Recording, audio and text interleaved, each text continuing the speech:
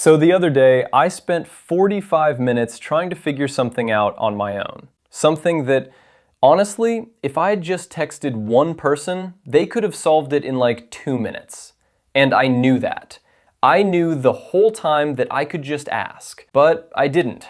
I sat there, went in circles, figured it out myself eventually, and felt fine about it actually. And someone pointed that out to me recently. They were like, why do you never just ask for help? Why does it always have to be you doing everything alone? And I didn't really have an answer in the moment. So I've been sitting with that question. And I think I finally understand what's actually going on. So let me just try to explain it. First thing I want to say, because people always assume this, it's not stubbornness. It's really not. I'm not sitting there going, I refuse to ask for help out of pride.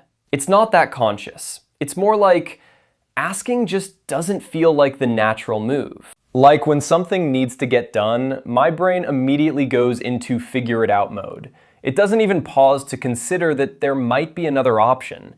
Asking feels like an afterthought, like something I'd only do if I was completely out of options. And I think that's where it starts to get interesting. Because why is that the default? Why does my brain just not go there?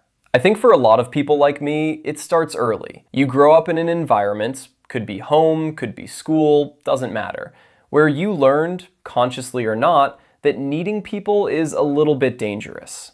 Either people weren't there when you needed them, or they were there but it came with strings. Or you just saw early on that the people around you handled things alone, and you absorbed that as the template. So it became normal. Doing it yourself became the whole thing.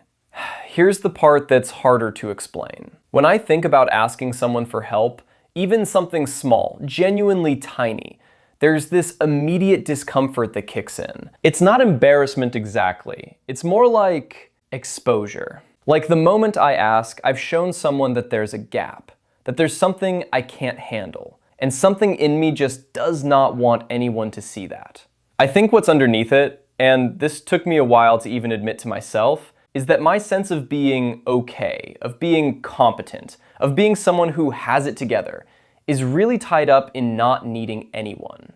Like somewhere along the way, I started equating self-sufficiency with self-worth. If I can handle it alone, I'm fine. If I need help, what does that say about me?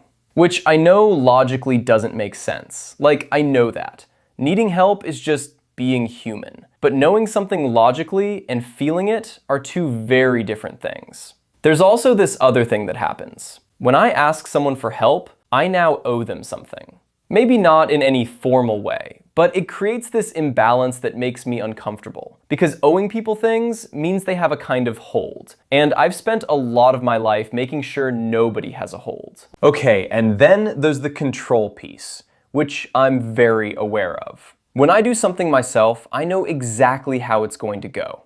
I know the quality, I know the timeline, I know what corners are being cut and which ones aren't.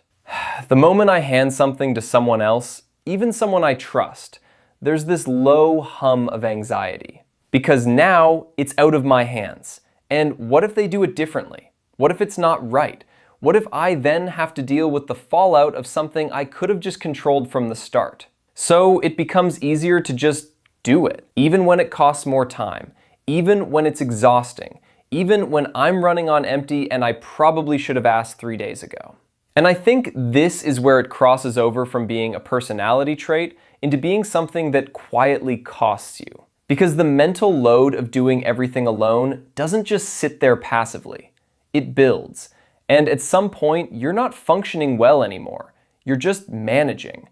You're surviving the workload of a life you insist on carrying by yourself.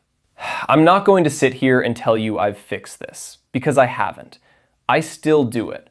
I still default to figuring things out alone before the thought of asking even occurs to me. But what I'm starting to understand is that the self-sufficiency I've always been proud of, the thing I genuinely saw as a strength, it's also a wall. And walls don't just keep things out, they keep things in. They keep in the exhaustion I never talk about. The times I'm overwhelmed but nobody knows because I've never let anyone close enough to see it. The loneliness that comes with being the person who always has it together. Because when you always have it together, people stop checking if you're okay. And I think the psychology behind all of this, if I had to name it honestly, is that somewhere deep down, I'm not sure that people will actually show up if I need them. And rather than find out the answer to that and risk being right, I just never ask. I make myself the only person I rely on, because then, at least I know the answer. Which is a kind of safety, but it's also a kind of loneliness that's really hard to explain to someone who hasn't felt it. So yeah, that's why I don't ask for help. Not because I think I'm better than anyone, not because I don't trust people, but because needing someone has always felt like a risk I wasn't sure I could afford. I don't know if this resonates with anyone else. Maybe it's just me. But if it is you, if you recognized yourself in any of that, just know that I see it. The exhaustion behind the independence, the loneliness behind the self-sufficiency. You're not broken for being this way.